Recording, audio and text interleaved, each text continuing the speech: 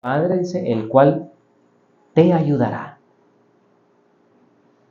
Parecido a lo que está diciendo mi papá ahorita. Contamos con la ayuda de Dios. Amén. Por ahí oigo un falso, una espiga hasta quizás haciendo. Entonces, hermanos, vamos a meditar esta mañana en algo muy precioso, muy hermoso, que yo sé que nos va a servir de muchísimo. Y siempre oremos unos por otros. Estamos orando por varias personas. Estoy leyendo un libro, fíjense, de Charles Swindoll. Y dentro de un capítulo hay una perla preciosísima que me muestra cuánto me hace falta, cuánto nos hace falta, hermanos. Y abra todo su oído espiritual hasta donde usted pueda. Leo un párrafo de la introducción de ese capítulo. Dice Charles Swindoll, si usted llegara a conocer a Charlie y a Lucy, un matrimonio, jamás los olvidaría. Charlie era una primera figura del fútbol americano del estado de Hawái. Era tan buen deportista que probablemente hubiera podido convertirse en profesional. Lastimosamente todo eso cambió cuando contrajo la enfermedad de Lou Gehrig. La enfermedad le ha destruido el sistema nervioso central, al punto de que hoy solo puede mover sus párpados. A su lado está día y noche su esposa Lucy, amándolo, cuidándolo, y le aseguro que si usted la viera a ella, lo contagiaría con su sonrisa. Oiga, qué tremendo. Mientras interpreta las vibraciones de los párpados de su marido. Son unas personas sumamente extraordinarias. No admiramos a Wedemeyer simplemente por la enfermedad que está consumiendo a Charlie. Eso es algo que nos entristece. Sentimos mucha tristeza por su condición, pero lo admiramos por la forma como han respondido a la enfermedad que les ha robado mucho en su vida. En algún momento de su pasado, ellos dieron esta respuesta crucial. Esto no va a destruirnos. Por el contrario, va a convertirnos en las personas que Dios quiere que seamos. ¿Qué le parece?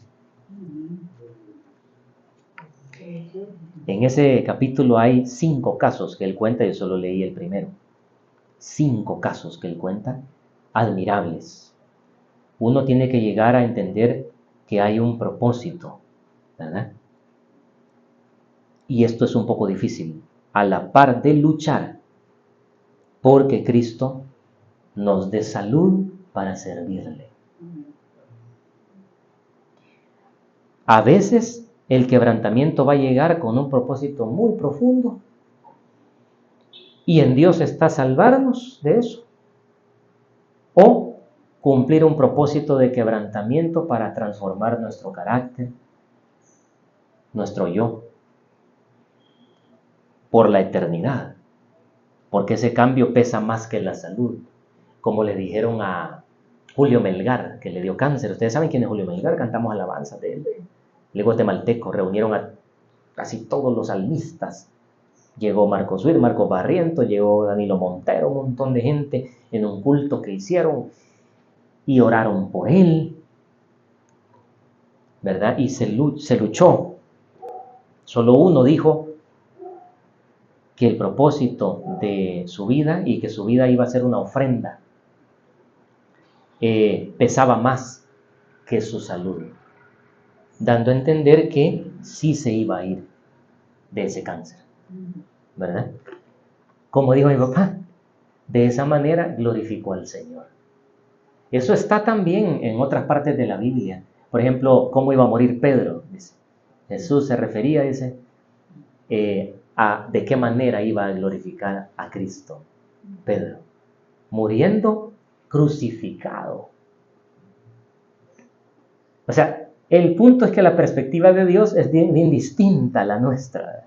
Al hermano Daniel, un profeta, le dijo, no me pidas más tu sanidad de los ojos. Él me contó a mí, como a los 80 y pico de años, ¿verdad? o 90 quizás.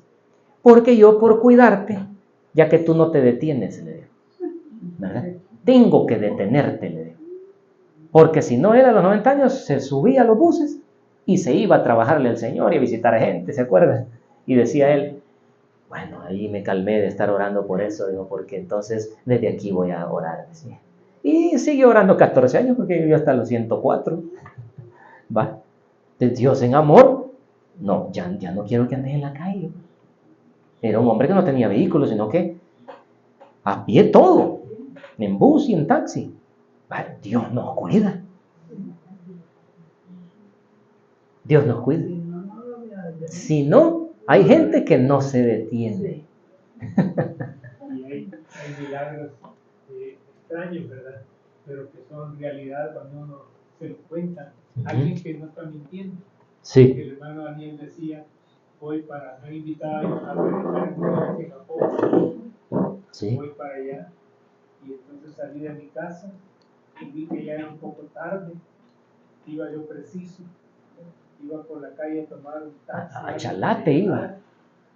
A Chalate, me acuerdo. Por la troncal. Sí, en el camino él le pidió al Señor, ¿verdad?, que le ayudara para llegar a tiempo. Y de repente, ¡pum!, voló. ¿Qué? Sí. Voló. Sí. Él sintió que una voz le dijo. Los ojos, ya iba, él iba por Apopa. Él sintió que una voz le dijo, cerrar los ojos y invócame aquí. Y se hincó en la calle, en la acera. Levantó las manos y oró. Y dijo él, sentí que me daba el viento, decía. De repente, ¡pum!, llegó a Popa. Y ahí apareció una esquina. Y de ahí volvió a hacer lo mismo y llegó a Chalatenango. Cuando Dios tiene un propósito, había un hombre muriendo de cáncer. Tenía que llegar rápido. Otras veces Jesús dijo, Lázaro se está muriendo. Cálmense, que se muera. Hoy van a saber de qué es capaz el Hijo de Dios. Así que siempre hay un propósito, hermanos. Creo que a eso se refiere Isaías 45. Busquemos Isaías 45, 5 al 7. Ahora, la conclusión de esta lectura es un capítulo preciosísimo de este libro. Dice, es nuestra reacción a la adversidad lo que nos hace fuertes y diferentes. Y ahí se muestra si hemos crecido en Cristo o somos los mismos. ¿Oyeron eso? Si usted y yo reaccionamos igual ante un problema, nosotros no hemos crecido, hermanos.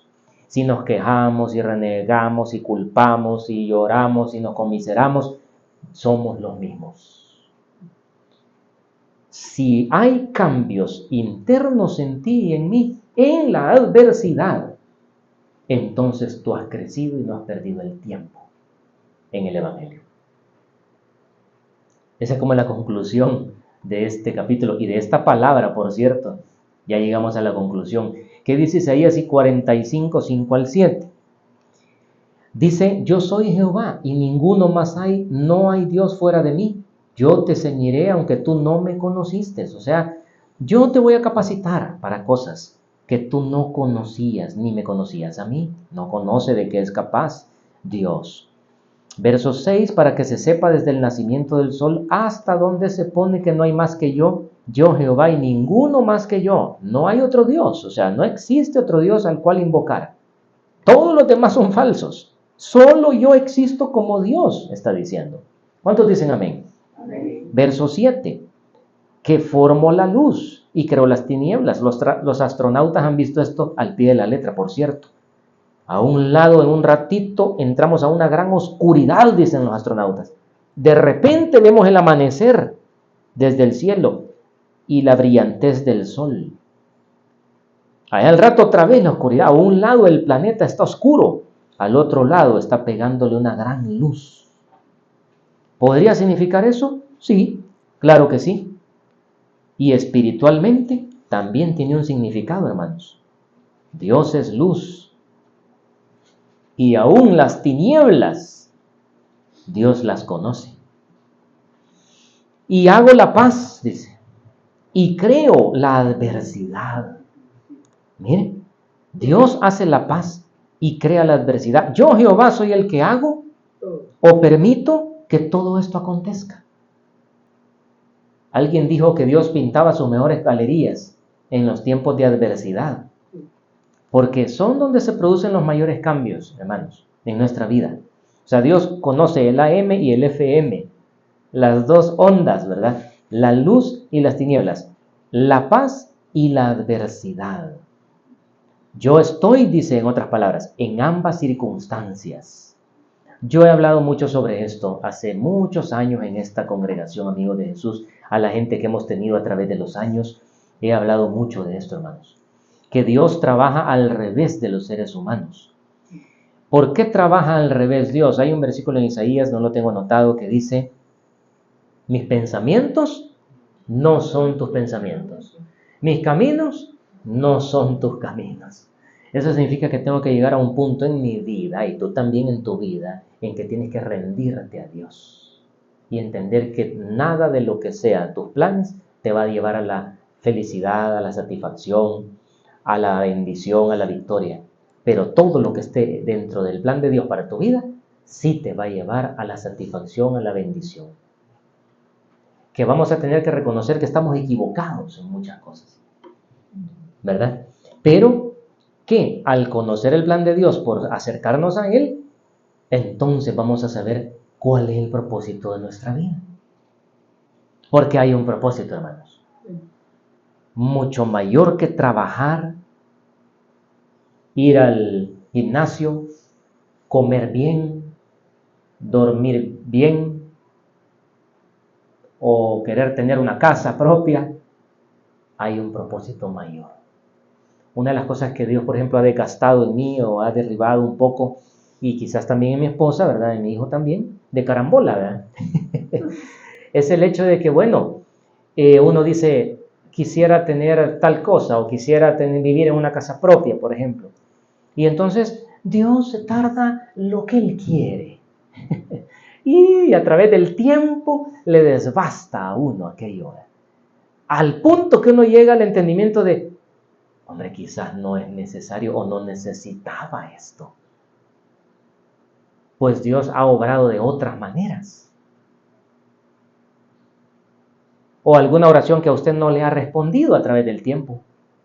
No ha dicho que no se la va a responder. Pero nuestros caminos no son los de Él. Hay otros que me han contado así, miren, fíjese que a mí me regalaron la casa. Ah, no, hombre. Oh, chica, qué bendición. ¿No pagó deuda? No. Otros, yo agarré esta casa en subasta, me costó $30,000, $40,000, una casa que vale mucho más, 3 veces más. Y yo no, a veces se queda como con ese celito, ¿verdad? Y Señor, ¿y a mí por qué no me oí? Si te he servido. No sé si me explico. Usted puede preguntarse, yo soy cristiano, ¿y por qué no me he sanado todavía de esto?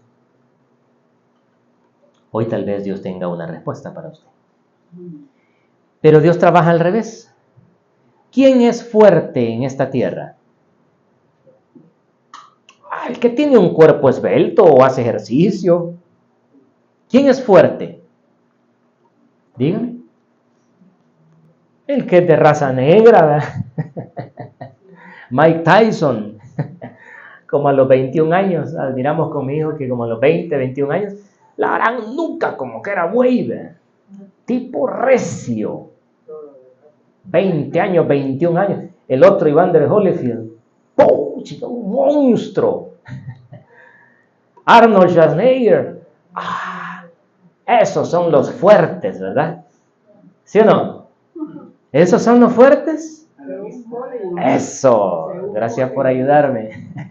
Esos son los recios, los atletas que aguantan 21 kilómetros correr, 30, 40 kilómetros. ¿Quiénes son los fuertes para la gente? ¿Quiénes son los virtuosos? Los que tienen alguna virtud que los hace destacar, ¿verdad? ¿Quiénes son los hábiles en este mundo? Los listos, los que son más rápidos que los demás, los que se bajan al prójimo. ¿Quiénes son admirados en este mundo, hermanos? Bueno, los que han ganado el Balón de Oro, los que tienen llenos de trofeos su cuarto. ¿Quiénes son los que han sido recompensados, galardonados? ¿Quiénes son grandes en este mundo, hermanos? Piensen un momento. ¿Quiénes son los inteligentes en este mundo? ¡Qué silencio! ¿Quiénes son ricos?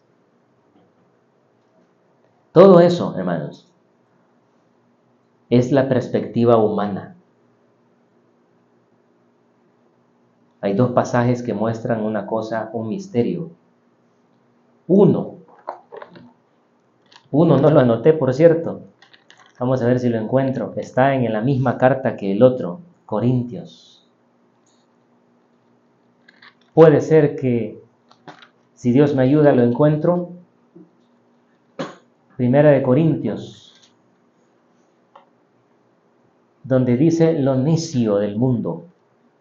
Ya lo encontré, gracias a Dios. Está al principio, en 1 Corintios capítulo 1. Verso 23 dice, pero nosotros predicamos a Cristo, dice el apóstol Pablo, crucificado.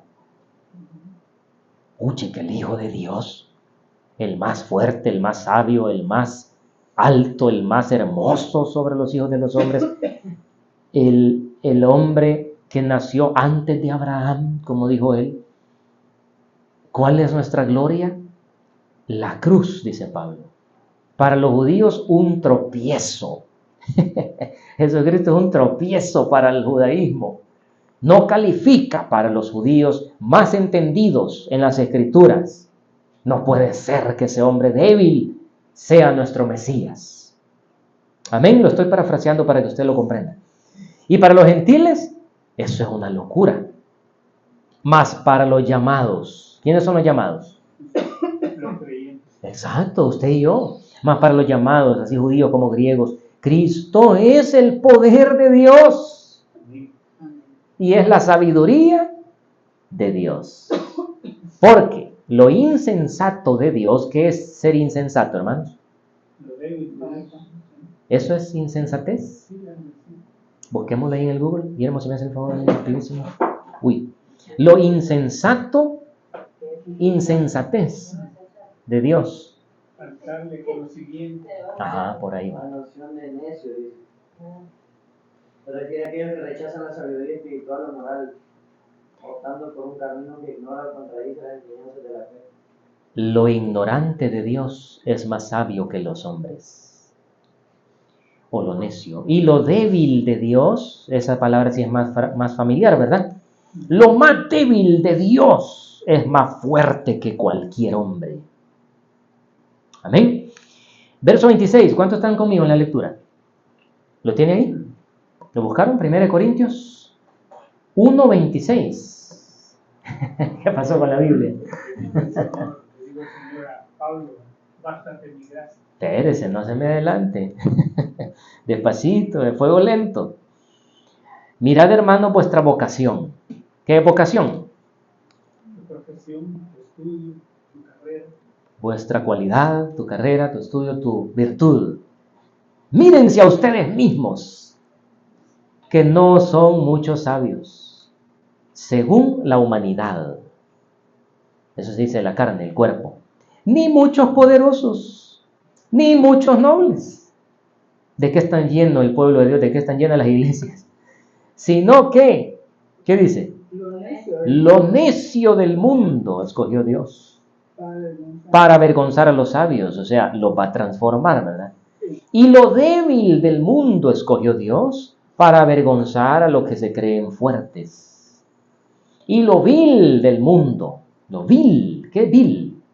Lo sucio, lo que es de menos, lo más bajo, lo menospreciado escogió Dios. ¿Se equivocó Dios? Y lo que no es algo significativo, dice otra traducción, para deshacer lo que parece ser muy honorable y significativo, a fin de que no haya jactancia en su presencia. Por eso dije yo la vez pasada, ¿qué le diría un G. Ávila ya transformado? Les decía yo el ejemplo de G. Ávila, que dedicó muchas horas a su cuerpo físico, mucho ejercicio, y llegó a ser Mr. Puerto Rico. Después le dio una ¿cómo se llama? Artritis deformativa. Y le dijo un médico en ese tiempo, le dijo, nunca más podrás levantar una pesa. Es más, de aquí para allá. Ahí van los diagnósticos, miren. De aquí para allá en adelante, tus huesos se van a comenzar a deformar. Se te van a fracturar poco a poco todos, hasta que llegues a la muerte. Entonces G. Ávila supo, estoy equivocado en mi meta.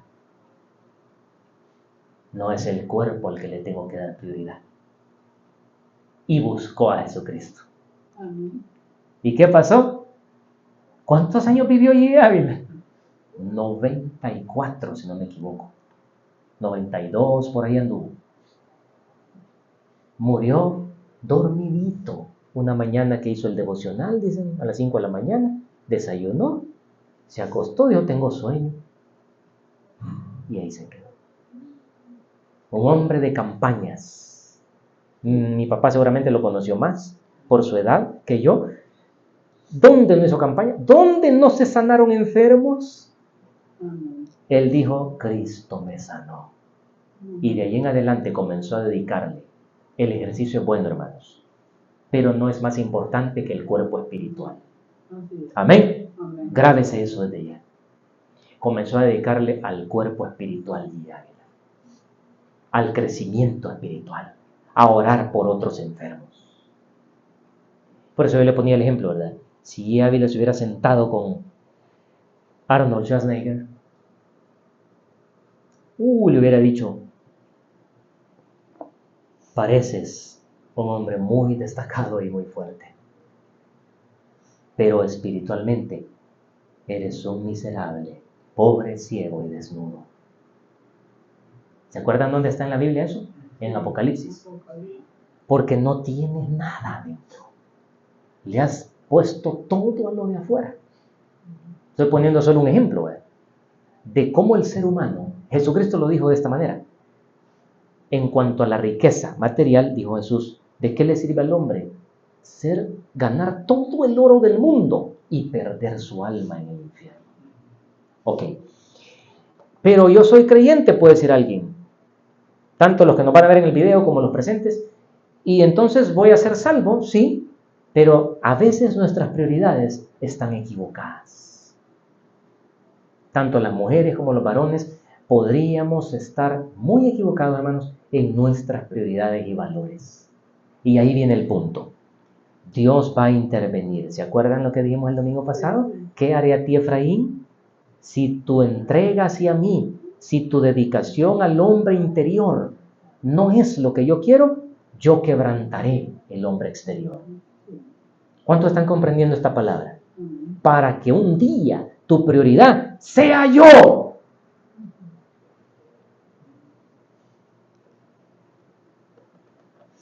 Eso es lo que Dios busca.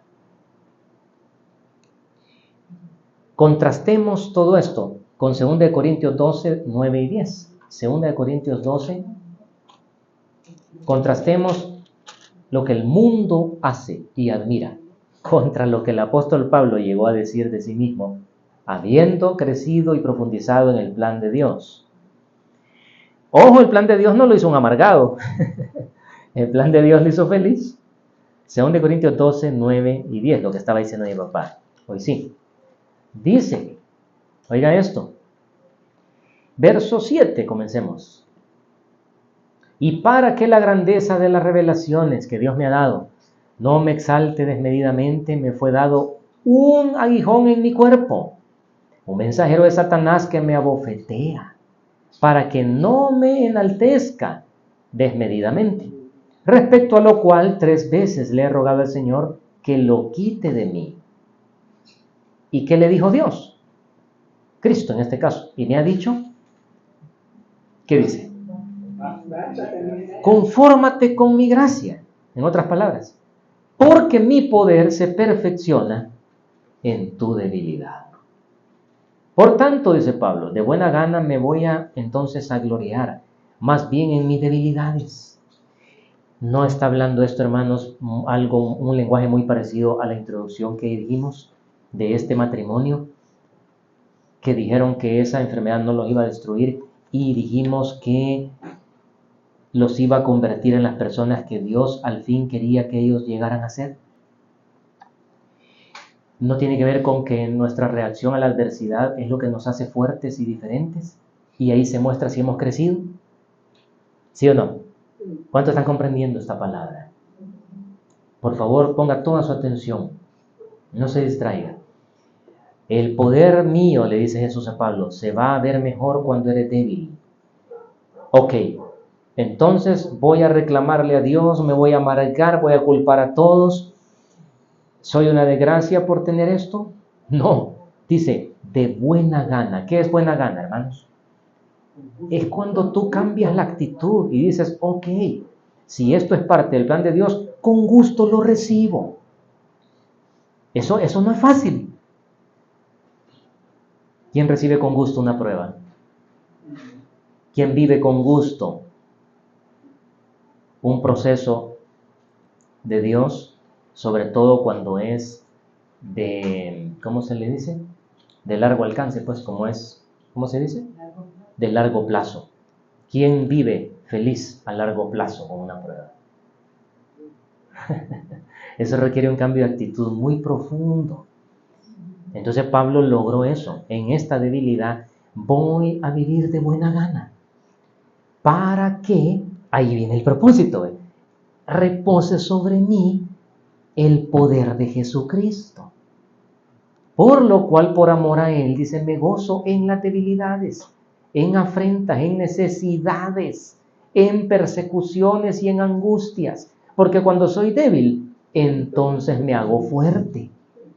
En la versión lenguaje sencillo que no traje hoy, dice, me gusta como dice, porque dice, me alegro de ser insultado, de ser perseguido, de estar debilitado a veces, y de pasar necesidades y angustias. Porque cuando sufro estas cosas, hermanos, eso significa que el que no está pasando de buena gana una angustia, una carencia económica, una necesidad, una enfermedad, si X, un proceso, y no lo está pasando de buena gana, no es fuerte.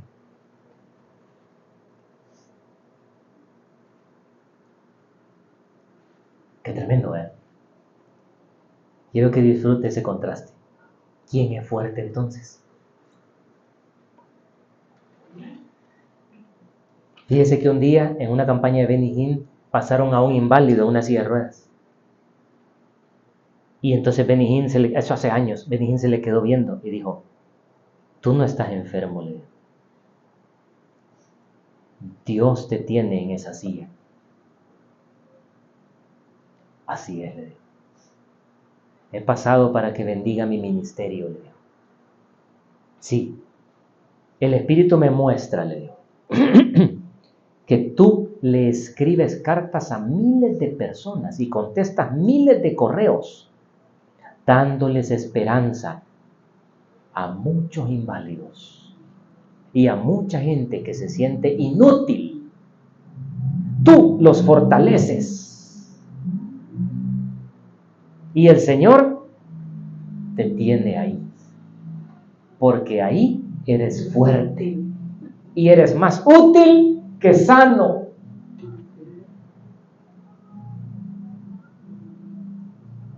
¿Qué le parece?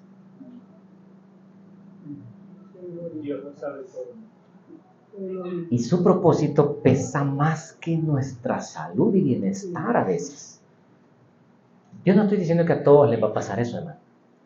Lo que estamos diciendo es, si Dios te va a usar, prepárate para la adversidad y para luchar con muchas pruebas, o algunas, y para ver la gloria de Dios en medio de esas circunstancias.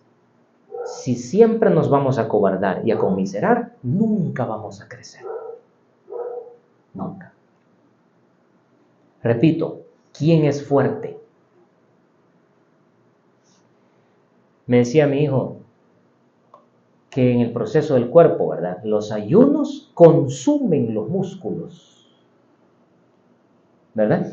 Consumen. ¿Qué consume un ayuno? Casi todo, quizás, ¿verdad? Es decir, no estás comiendo. Y el evangelista allí Ávila hacía ayunos de 3 días, de 7 días, de 15 días, de 30 días. Y usted lo oye, pues, después de eso, a estar en campaña y todo eso, y predicando, y usted veía a un hombre de alta edad, con una gran fortaleza. Señores, hay gente que está sana y no tiene esa fuerza. Yo no le puedo explicar cómo, pero en la oración, en el sometimiento a Dios y en el ayunar, que yo no soy de tanto ayuno, fíjense, pero el siervo de Ávila sí era de ayuno. El cuerpo se le hizo más fuerte. Claro, ya no se dedicó al objetivo terrenal de levantar pesas. Se dedicó al objetivo espiritual. Amén. Amén. La redención de la humanidad era su objetivo. Y no dejó de hacer ejercicio nunca. Por cierto. Porque el cuerpo humano necesita movimiento y ejercicio, hermanito. Lo estático se tuye. Es cierto. Pero se fortaleció más cuanto más se sometió a Dios. ¿Cuánto está comprendiendo esta palabra? Qué tremendo, ¿verdad? Los contrastes de las prioridades. Entonces Pablo dice que Jesús le dijo, mi poder se va a exhibir más, mi poder te va a usar más en tu fragilidad. Así que, ¿nosotros qué necesitamos? Bueno, quiero decirle también que dentro de los procesos en los que a veces entramos, yo escribía algo aquí. Yo decía, tengo que dejarme ayudar. Hermanos, hay gente que no se deja ayudar de nadie. De nadie. Hablamos hace un rato de que hay personas que, si no hay un proceso en sus cuerpos, no se detienen. Por ejemplo, ¿verdad? No se detienen. Entonces Dios, en aras de ayudarnos, a veces nos va a enseñar, hey, no lo hagas todo tú. No lo cargues todo tú. No lo compres todo tú. No provoques todo tú. No pilotees todo tú. Déjate ayudar.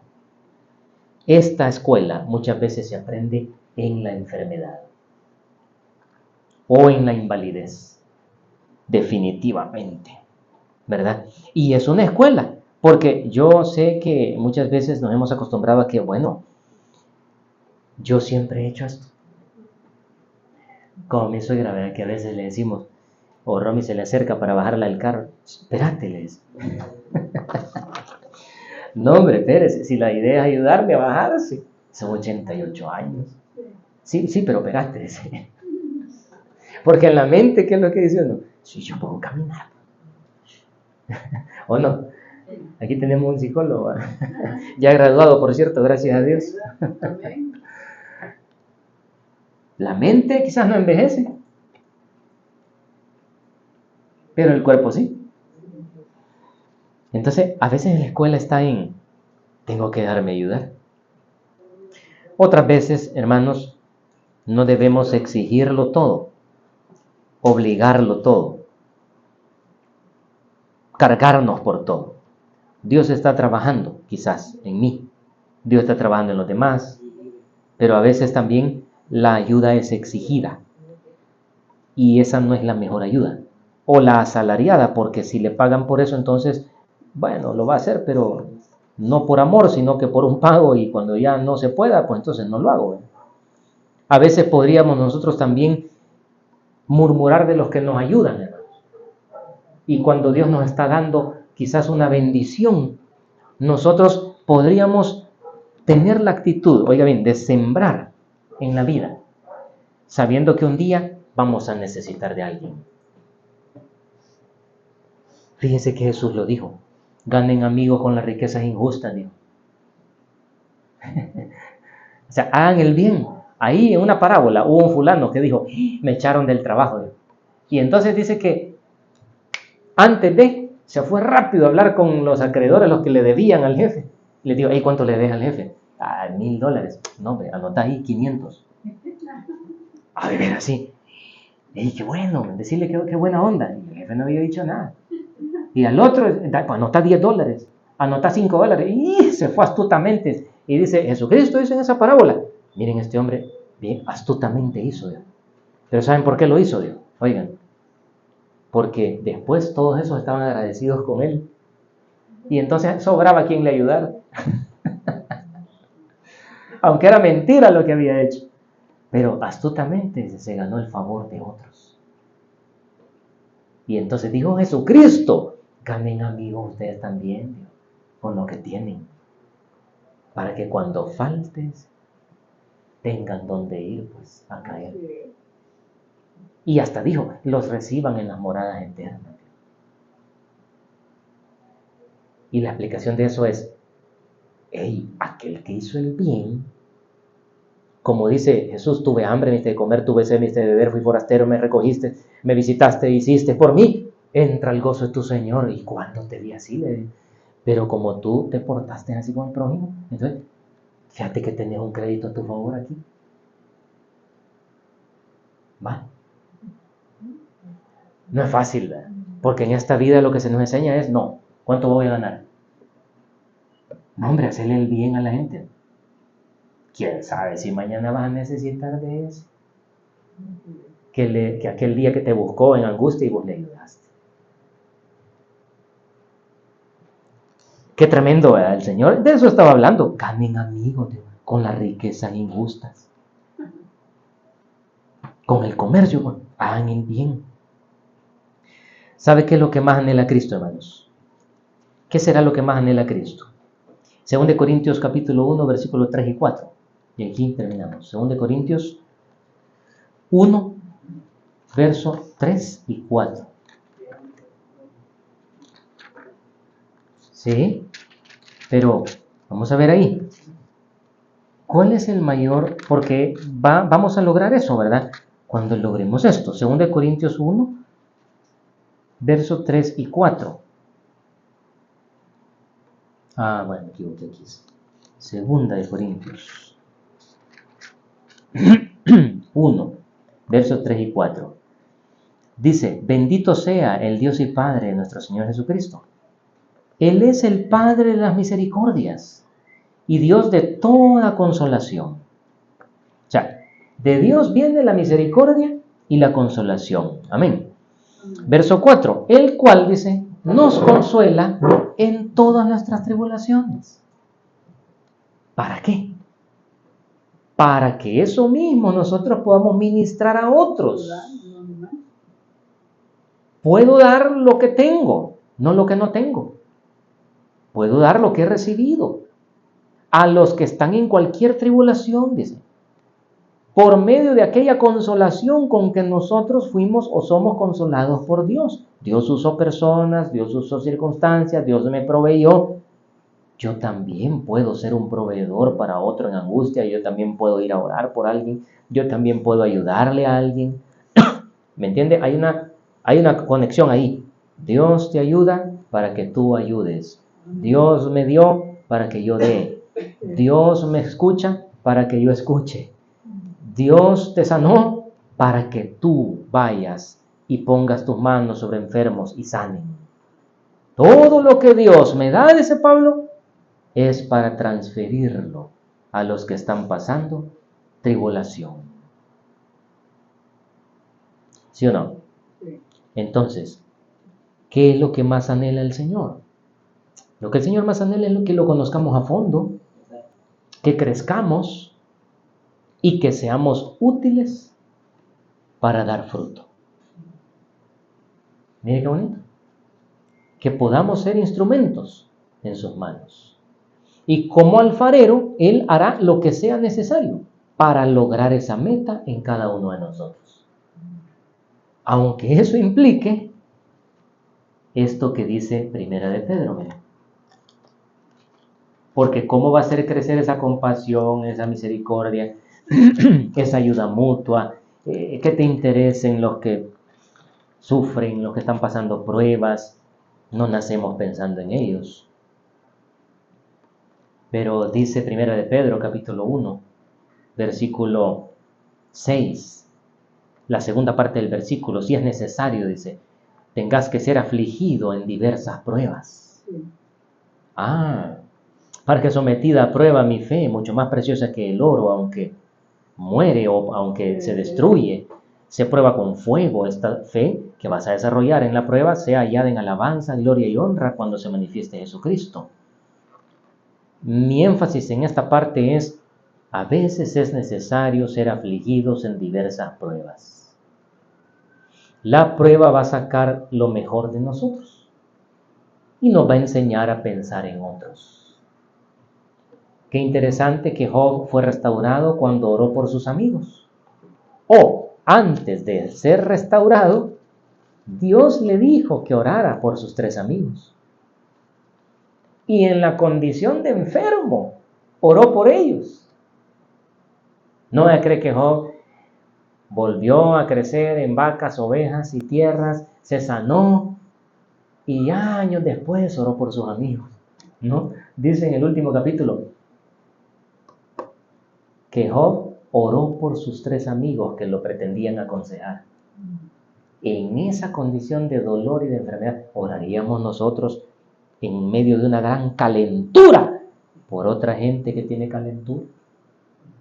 ¿O estaríamos ahí lloriqueando, pidiendo, ayúdenme, atiéndanme, sóbenme, chinéenme? Fíjense que es bien difícil, hermano, dejar esa mentalidad. Es bien complicado a veces.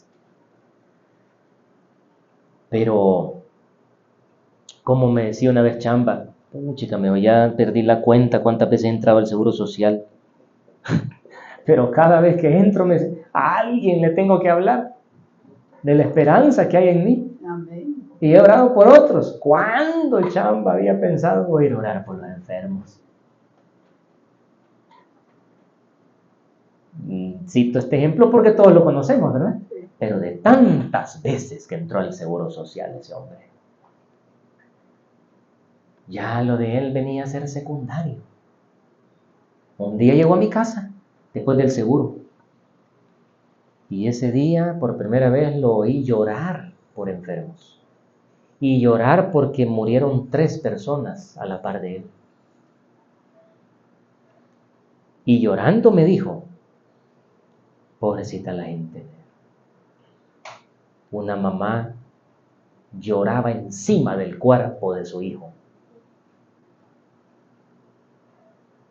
Y Chamba conmovido. Jamás había visto yo a Chamba conmovido en 20 años. Jamás. Conmovido por el dolor de la muerte de alguien que estaba esperando que hicieran algo por su hijo. Chica. Vamos a dejar por ahí la grabación ya. Pero quiero añadir algo más ahí para los presentes. A veces hemos leído, yo sé que mi papá lo ha leído, que Jesús dice que en una ocasión vio la procesión, diríamos, fúnebre de una viuda. ¿Te acordás? Su único hijo.